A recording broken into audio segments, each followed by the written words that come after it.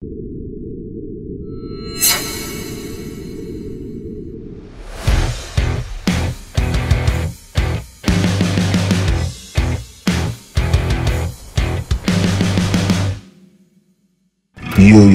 Sobat M3 Lovers. Kali ini Sobat M3 akan membawakan sebuah alur cerita dari komik manhwa asal negara Cina yang berjudul My Disciple Become the Great Demon Impress. Sebelumnya, admin M3 Lovers ingin mengucapkan mohon maaf ya guys, karena sudah lama admin tidak upload video dikarenakan adanya masalah monetisasi. Untuk sekarang, masalah monetisasi alhamdulillah telah selesai dan kedepannya admin akan terus update untuk menghibur kalian semua. Jadi sekali lagi di sini admin ingin mengucapkan mohon maaf ya guys, dan banyak-banyak terima kasih kepada para penonton setia yang telah mendukung channel ini. Untuk teman-teman yang baru bergabung, teman-teman bisa menonton alur cerita part sebelumnya yang telah admin rangkum dan admin cantumkan di link deskripsi di bawah. Sebelum dilanjut ke ceritanya, you guys Sobat M3 Lovers, jangan lupa untuk di like, komen, dan subscribe ya guys. Oh iya, jika teman-teman suka dengan animasi bertema horor dan punya pengalaman horor yang ingin diceritakan, teman-teman bisa gabung di channel terbaru kami di Animasi DPS. Untuk linknya admin cantumkan di deskripsi ya guys. Lanjut. Di episode sebelumnya, saat Yesen menghentikan skill menghilangnya dan memperlihatkan wujudnya kepada Yantian, sesuatu hal mengejutkan terjadi. Yantian tiba-tiba saja terjatuh dan tidak sadarkan diri di hadapan Yesen. Merasakan keanehan yang terjadi, Yesen menjadi sedikit waspada dan menatap kejauhan di dalam hutan. Tidak lama kemudian, seorang wanita keluar dari dalam hutan. Wanita itu adalah Yan-er yang berjalan menghampiri Yesen sambil memanggilnya. Yesen yang terkejut melihatnya tidak percaya bahwa kini murid pertamanya yang bernama Yan-er telah ada di hadapannya. Yan-er yang ada di hadapannya lalu berkata, "Master, kenapa kamu tidak menepati janji kita sebelumnya?" Melihat Yesen yang tidak menjawab, Yan-er kembali berkata sambil berjalan mendekati Yesen, "Master, bukankah kamu telah setuju bahwa kamu akan segera kembali setelah mengambil buku surgawi yang sangat berharga itu? Bagaimana bisa kau mengingkari janji kita, Master?" Dengan wajah yang sedih, Yan-er kembali berkata, "Master, setidaknya kamu bisa menulis surat padaku. Apa mungkin di mata Master, Yan-er ini tidak layak untuk dipikirkan?" Tangan Yan-er yang lembut kini mendarat tepat di pipi Yesen dan mengusap wajahnya dengan lembut. Namun, secara mengejutkan, Yesen membenarkan perkataan Yan-er. "Ya, itu benar. Kau sama sekali tidak layak untuk dipikirkan, karena kau bukanlah Yan-er," ungkap Yesen dengan sinis, lalu menarik tangan Yan-er yang berada di pipinya, dan dengan cepat menebas tubuhnya. Hal yang paling mengejutkan adalah tidak ada darah yang keluar dari tubuh Yan-er setelah Yesen membelahnya. Tubuh Yan-er kini berubah menjadi aura yang terbelah menjadi dua bagian di depan matanya. Yesen yang melihatnya tidak terkejut sama sekali. Dalam benaknya, dia sudah menduga jika itu hanyalah sebuah bentuk godaan. Yah, itu hanyalah roh penggoda tingkat menengah yang menyerupai Yan-er. Mereka memakan emosi para kultivator yang lengah. Roh penggoda bahkan menggunakan ilusi dari ingatan korbannya dan menyamar sebagai orang terkasih dalam ingatannya. Roh penggoda terus melakukan ilusi mereka sampai energi korbannya benar-benar tersedot habis. Si wanita beban itu pasti juga pingsan akibat tipu daya roh penggoda. Tapi bukankah ini hal yang aneh? Biasanya para roh penggoda itu datang pada saat malam hari, tapi kenapa sekarang mereka datang di siang hari? Selain itu, ketika menggunakan ilusi, mereka seharusnya tidak memiliki bentuk fisik. Tapi kenapa? Sebelum sempat menyelesaikan gumamnya, Yesen dikejutkan dengan serangan mendadak yang dilancarkan roh penggoda kepada Yantian. Dengan cepat, Yesen merapalkan tangannya dan membentuk segel untuk memblokir serangan. Golden Light Invisibility Retreat. Yesen merasakan sesuatu yang tidak beres. Dalam hatinya dia berkata, Aku yakin betul telah memblokir roh penggoda. Namun wanita beban ini masih saja tak sadarkan diri. Mungkinkah dia hampir terkikis sepenuhnya? Dalam keadaan yang tak sadarkan diri, sebuah kenangan masa kecil Yantian terulang dalam benaknya.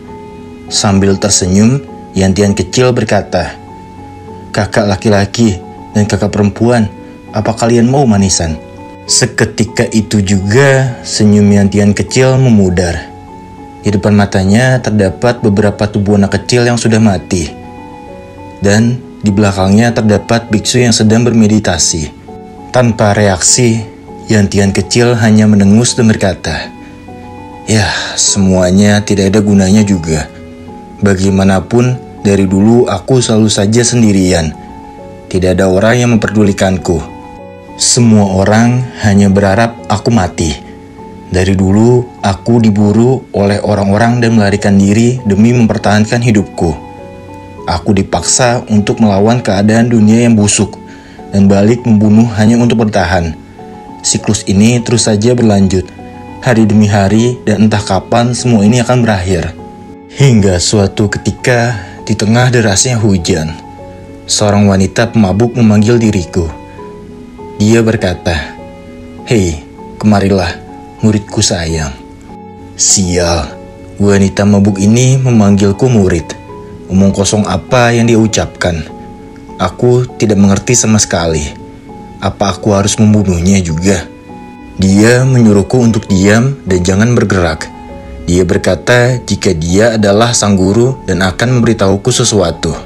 Wanita mabuk itu terus saja berbicara omong kosong dan memperkenalkan dirinya sebagai The Great Fortune Teller dari sekte Xuanji. Gelar Tao yang dimilikinya adalah Spirit Exorcist. Tepatnya setengah bulan yang lalu, dia mendapatkan pesan dari surga untuk melakukan perjalanan 100 mil ke arah barat. Dengan melakukan itu, dia akan bertemu dengan murid yang ditakdirkan untuk dirinya, yaitu diriku. Omong kosong apa ini? Pesan dari surga katanya.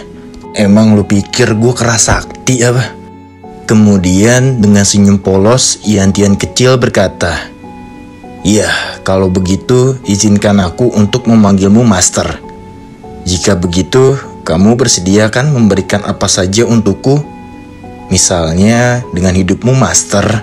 Dengan cepat, Yantian kecil menancapkan belati tepat di bagian perut wanita tersebut.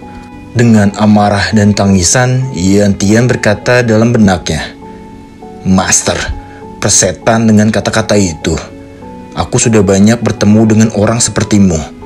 Kalian semua hanya menggunakan kata murid untuk membawaku ke toko obat mujarab, kemudian membedahku dan mencongkel hatiku untuk menyempurnakan ramuan umur panjang yang tak ada habisnya.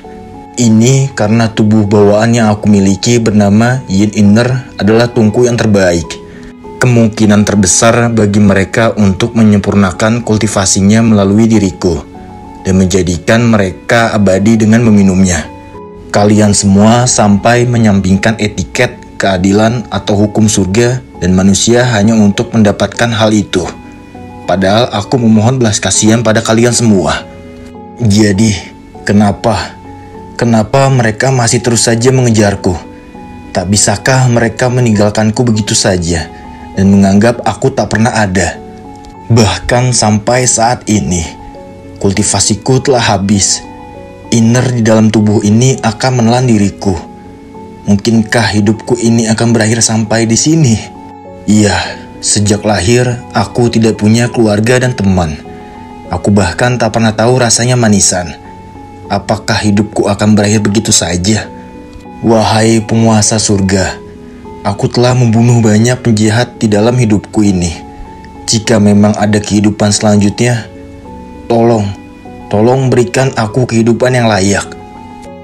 Namun saat semuanya terlihat akan berakhir, sebuah tangan menepuk pundak Yantian kecil dan berkata, "Hei, kenapa harus menunggu sampai kehidupanmu berikutnya? Kau bahkan bisa melakukannya dalam kehidupan ini."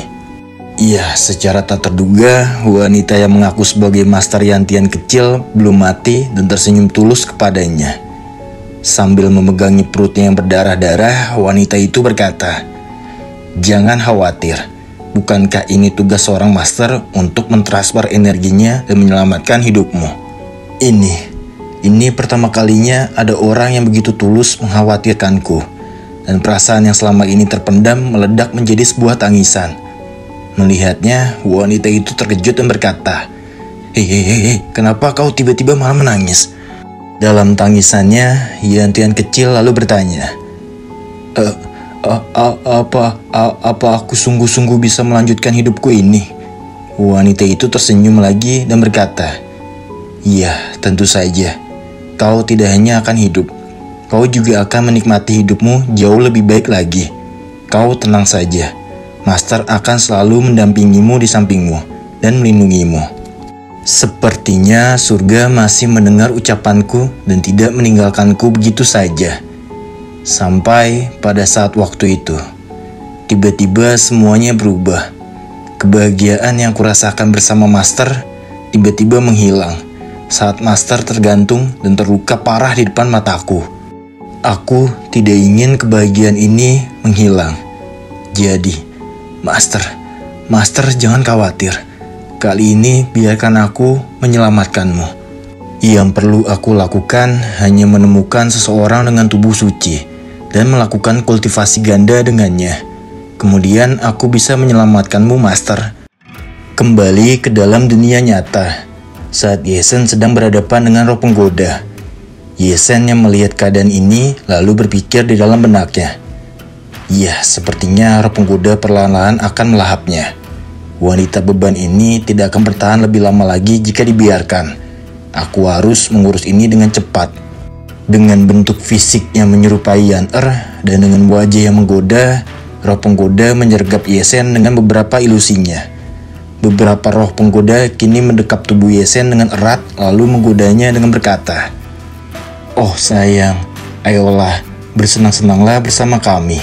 Kami akan memuaskanmu. Apakah kamu lebih menyukai bagian depanku ini? Kita bisa bermain dengan gaya ini. Atau kamu lebih menyukai bagian belakangku yang besar ini? Tapi aku bisa memuaskanmu dengan berbagai gaya yang kamu suka. Ini bagus sekali. Biarkan saja dia terhanyut dan tenggelam dalam kenikmatan ilusiku ini. Dan setelah itu aku bisa melahapnya, ucap roh penggoda dengan senyuman liciknya. Akan tetapi Yesen tak merasa tergoda seperti penonton Mimin yang bakalan melakukan hal yang berbeda jika berada di posisinya. Yesen berkata dengan tegas, Nyahlah kalian para penggoda bajingan. Sebuah aura besar terpancar dari tubuh Yesen dan membuat roh penggoda terpental jauh ke belakang. Namun, aura yang dikeluarkan Yesen tidak membuat roh penggoda takut dan malah membuatnya semakin senang. Dia bahkan menjilati bibirnya dengan penuh gairah. Dengan cepat, Yesen berada di depan roh penggoda dan menggenggam kakinya dengan erat. Melihat itu, roh penggoda berkata, Kamu itu kuat dan kamu juga cukup cepat. Apa kamu memang laki-laki yang tidak sabaran? Jadi kamu menyukai permainan seperti ini? Jika seperti ini, Yan-Er makin menyukaimu, Master. Setelah mengatakan itu, seketika sebuah tendangan keras dilancarkan roh penggoda dan tepat mengenai dada Yesen. Sambil mengangkat kakinya, roh penggoda kembali berkata, Ya, biarkan aku memberitahumu sesuatu. Wanita itu lebih suka dominan kalau soal masalah ini. Jadi, kau hanya perlu berbaring di sana seperti anak yang baik. Diriku yang memiliki bentuk fisik ini tidak dapat dihancurkan dan tidak dapat Sebelum sempat menyelesaikan kata-katanya, tubuh roh penggoda tiba-tiba terangkat. Wajahnya menoleh ke atas dan dia bergumam dalam hatinya. Tubuhku ini, tubuhku ini tiba-tiba terasa panas. Kami berdua bahkan belum sampai ke poin utamanya. Jadi, apa yang terjadi? Hei, apa yang kamu lakukan sialan? Ucap roh penggoda yang kakinya masih digenggam oleh Yesen. Mendengar pertanyaan itu, Yesen menjawabnya dengan senyuman. Jadi kau tidak tahu tentang titik kenikmatan. Mantep juga nih Babang Yesen ilmunya. Bisa kali ya dicoba guys. Apa benar itu titik kenikmatan? Yang tahu coba tulis di kolom komentar ya guys. Lanjut. Fokus, ingat, fokus. Seperti namanya, ini adalah titik akupuntur yang dapat memberikan pengalaman yang nikmat. Kau jelas sudah membentuk tubuh fisik, tapi kau belum mempelajarinya secara sesama. Seketika roh penggoda menutupi area nikmatnya dan secara mengejutkan juga air mancur keluar dari area yang ditutupinya. Kemudian roh penggoda berteriak dengan keras. "Ah, tidak, lepaskan tanganmu dari kakiku." Melihat pemberontakan roh penggoda, Yesen menambah cengkraman tangannya di kaki roh penggoda lalu berkata, "Ya, sepertinya itu akan keluar kan? Bentuk tubuh dari roh penggoda yang sebenarnya." Merasakan cengkraman tangan Yesen yang semakin kuat, roh penggoda kembali berteriak, "Ah, sayang, tolong lepaskan aku." Tangan Yesen semakin kuat menggenggam erat aura roh penggoda yang merembes keluar dari tubuh fisiknya. Kemudian Yesen berkata dengan santai, "Hah? Apa kau bilang? Melepaskanmu? Tidak semudah itu, Ferguson. Kau adalah roh penggoda yang lahir dari keinginan orang lain. Untuk bertarung melawanmu, seseorang harus melepaskan diri dari keinginan manusiawi dan fokus pada tujuannya. Hanya dengan memberikan lebih banyak lagi kenikmatan, secara tidak langsung, kau akan mengungkapkan bentukmu yang sebenarnya. Jika aku membiarkanmu pergi hari ini, siapa yang akan tahu berapa banyak lagi manusia yang akan menjadi korban dirimu?" Tunggu. Tolong lihatlah lebih dekat, Master. Aku ini benar-benar Yan-Er. Bagaimana bisa kamu begitu kejam membuatku menderita seperti ini? Mendengar nama Yan-Er membuat Yesen semakin marah dan membentaknya dengan keras.